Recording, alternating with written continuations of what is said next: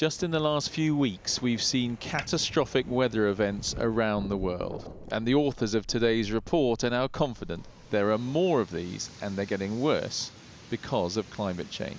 The message is that climate change is here today. It's no longer a problem that's only going to affect our grandchildren in the far future.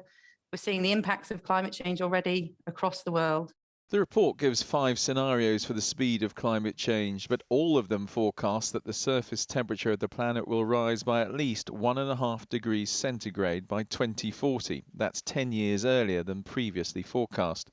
But the report also says that deep cuts in emissions of CO2 and other greenhouse gases now should halt the temperature rise at 1.5 degrees by the middle of the century, and afterwards start to bring it down. We can't undo the mistakes of the past. But this generation of political and business leaders, this generation of conscious citizens can make things right. It's probably too late for the house where Darcy lives and grew up. Climate change is accelerating coastal erosion here on the Norfolk coast. Just on the other side of this barrier, the cliff is crumbling away. And she knows her family home will probably be gone in 3 or 4 years. We've got to move involuntarily, basically, for our safety, because climate change has had that much of an impact that it's ruining where we live and it's ruining our future, really.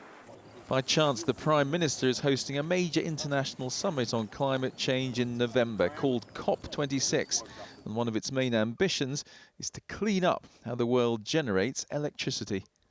COP26 must be the COP that we consign coal power to history, and we want countries to commit to end the use of coal power at home and to stop financing coal abroad.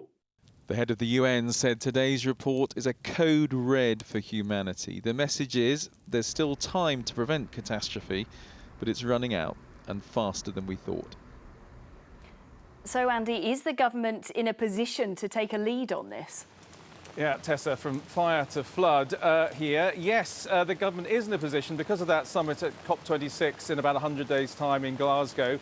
And we now know what their definition of success of that summit is going to be. It is that at the end of that summit, people will look at what's agreed and say, yes, that is a credible plan to keep the temperature rise to 1.5 degrees by the middle of the century. Now, it's not going to be easy. The UK government is going to have to convince a lot of big polluting countries like China, but not only China, to make credible cuts and promises of realistic cuts in greenhouse gas emissions. And the UK government is going to have to keep to promises, for instance, on electric cars. But it is going to be tricky. But nevertheless, perhaps the government will look at today's report and think perhaps the seriousness of it will help concentrate minds and therefore make that agreement a bit easier to reach.